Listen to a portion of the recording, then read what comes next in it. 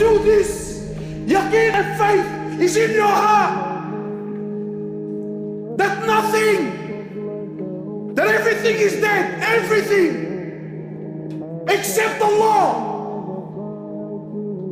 Allah doesn't need anything, anyone. No prophet, no angels, no jinn, no ins.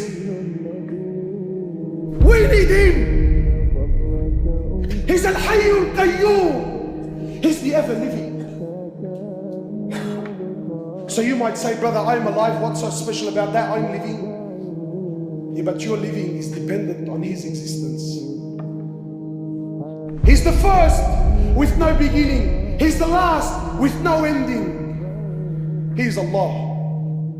He is Allah. Al-Malik. He's the king.